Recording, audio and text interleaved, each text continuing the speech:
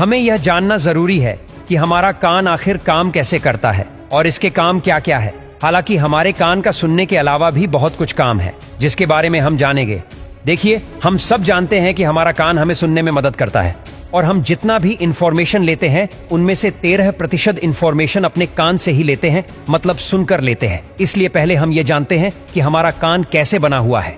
जब हम अपने कान की संरचना को देखते हैं तो हमारा कान 3 पार्ट में बटा हुआ है, आउटर ईयर, मिडल ईयर और इनर ईयर। कान का हर एक पार्ट अलग अलग काम करता है और अलग अलग सबका फंक्शन है। सभी साउंड को प्रोसेस करने का काम करते हैं।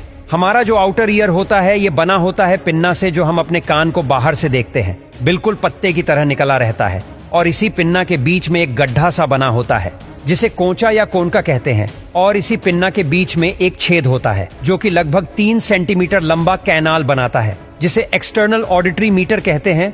देखिए, पिन्ना का काम क्या होता है। ये पिन्ना मूव नहीं कर सकता जैसे बाकी एनिमल्स अपने कान को हिला सकते हैं। मनुष्यों में ये स्थिर रहता है और इसका काम ये होता है कि ये हमारे सराउंडिंग में जो भी आवाज आती है, आवाज का मतलब जो भी एयर प्रेशर में वेरिएशन होता है उसे वातावरण से कैप्चर करके ये साउंड वेव को एक्सटर्नल ऑडिटरी मीटर्स में ट्रांसमिट कर देता है। उसके बाद जैसे ये साउंड की एनर्जी बिल्कुल फोकसिंग के साथ एक्सटर्नल ऑडिटरी मीटर्स में प्रवेश करती है, यह हमारे ऑडिटरी कैनाल के एंड पर मौजूद ईयर ड्रम, जिसे टिम्पैनिक मेम्ब्रेन भी कहते हैं, वहां पर जाकर टकराती है। जब sound wave external auditory meatus में आती है तो यह कैनाल साउंड को थोड़ा एम्पलीफायर कर देता है। इस ईयर ड्रम के दूसरी ओर हमारे कान का मिडिल ईयर स्टार्ट हो जाता है, जो 3 छोटी छोटी हड्डियों से मिलकर बना हुआ होता है और इसमें एक ट्यूब होता है जो नीचे की ओर जाता है। ये 3 छोटी छोटी हड्डियां हैं, ये हमारे शरीर में पाए जाने वाली सबसे छोटी हड्डियां होती है।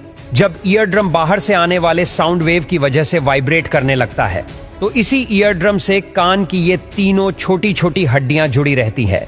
देखिए, हमारे कान के मिडिल ईयर से एक और ट्यूब नीचे की ओर निकलती है जिसे यूस्टेशियन ट्यूब कहते हैं। ये हमारे नाक से जुड़ी रहती है। जब भी हम सांस लेते हैं तो नाक के अंदर एक छोटा सा छेद रहता है जो यूस्टेशियन ट्यूब के थ्रू हमारे कान से जुड़ा रहता है, और जब भी हम सांस लेते हैं तो एयर यूस्टेशियन ट्यूब के थ्रू मिडिल ईयर में आकर यहाँ पर ईयर ड्रम पर अंदर की ओर से प्रेशर लगाती है। मतलब ईयर ड्रम पर बाहर से और अंदर से दोनों ही तरफ से प्रेशर लगता रहता है, तभी ये वाइब्रेट करता है और हम साउंड को प्रोसेस कर पाते हैं। मिडिल ईयर में पाए जाने वाला स्टेपीज हड्डी हमारे इनर ईयर से आकर जुड़ा रहता है। हमारा इनर ईयर भी 2 भाग में बंटा रहता है। एक होता है कोक्लिया, जो इसके पीछे इससे जुड़ा हुआ होता है। हमारा वेस्टिबुलर सिस्टम, जो हमारे शरीर को बैलेंस बनाए रखने में मदद करता है। हमारा यह जो कोक्लियर होता है ये बिल्कुल स्नेल की तरह संरचना वाला होता है जिसमें कुछ फ्लूइड भरा रहता है। देखिए, जब ईयर ड्रम की वजह से ये तीनों हड्डियां वाइब्रेट करने लगती हैं, तब ये हड्डियां अपने वाइब्रेशन को कोक्लिया में ट्रांसमिट करने लगती है। मतलब इसके वाइब्रेशन से कोक्लिया भी वाइब्रेट करने लगता है और ये कोक्लिया भी अंदर से 3 भागों में विभाजित रहता है। सबसे पहले साउंड हमारे ब्रेन स्टेम में पहुंचता है। ब्रेन स्टेम से एक नर्व आती है। इसी ब्रेन स्टेम के पीछे यहाँ से ट्रैक पहुंच जाते हैं थैलेमस में। और थैलेमस क्या करता है? इन सारे साउंड वेव के सिग्नल को हमारे ऑडिटरी कॉर्टेक्स में भेज देता है, जो हमारे ऑडियो को प्रोसेस करके हमें चीजों को बहुत ही क्लियर सुनवाता है।